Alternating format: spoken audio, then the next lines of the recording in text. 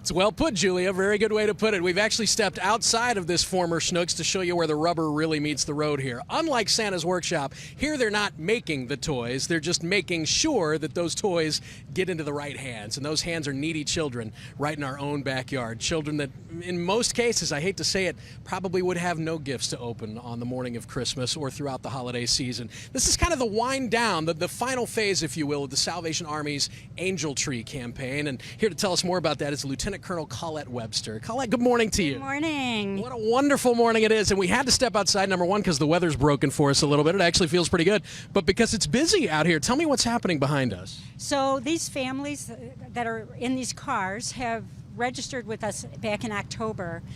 They've received their times when they need to come.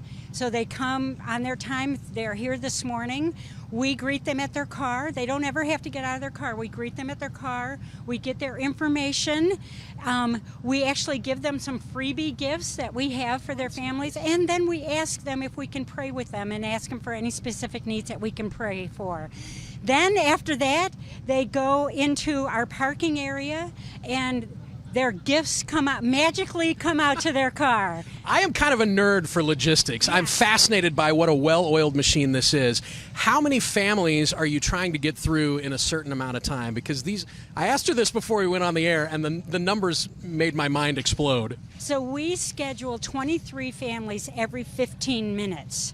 So it's a, like you said, a well-oiled machine. It takes a lot of volunteers, takes a lot of logistical maneuvering, and a lot of that, most of that happens before these days, obviously. But then on these days, this is the magic, this is the beauty, this is the blessing, this is my favorite thing, yeah. I've known about the Angel Tree campaign for quite some time, but I learn a little new nugget each year. And one of the things I learned this year is there's a pretty significant vetting process that goes on for these families, not just to make sure that their need is at a certain level, but to make sure they're not getting duplicate services from some other organization, right? Right. We do our best to make sure that every family has an opportunity to be served by someone in the community. So if we can vet the process and one family doesn't get 6 different agencies helping them, but so they can serve more people. We can all serve more people because there's a great need, and we all know that.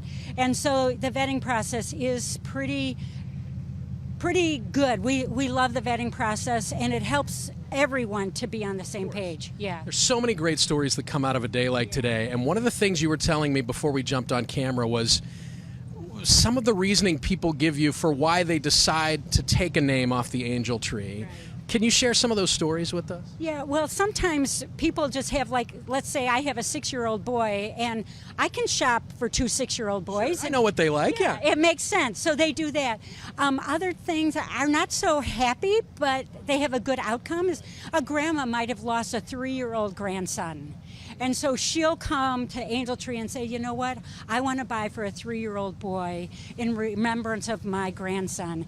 And so we hear stories like that all the time of just the different reasons that people will come and adopt an angel and purchase toys for these kids. And on the flip side of that, this program has been around so long now that angels are growing up, and if they have the ability to, are paying it forward. Yes. Tell me about that. I love this too. So there was a woman that came to one of our units, and the officer asked what she wanted or how I can help you, and she said, well, I was an Angel Tree kid my whole life.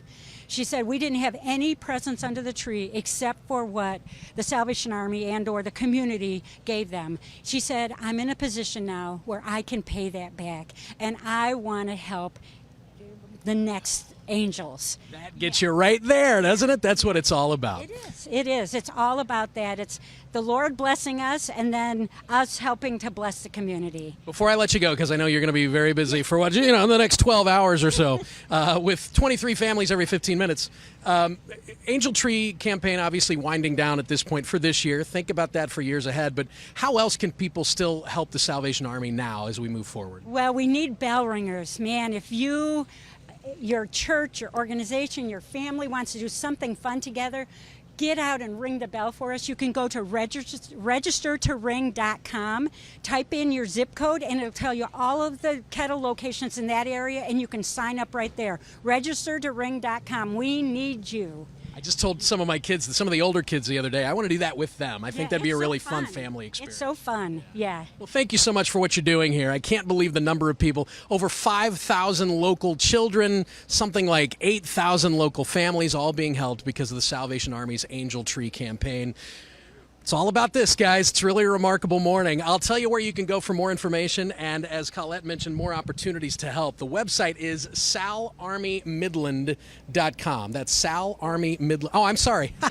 Thank you, Collette. That's salarmymidland.org. Let me say it one more time. salarmymidland.org. You can also follow them on social media at salarmystl. Kent, Julia, back inside to you guys. More than 5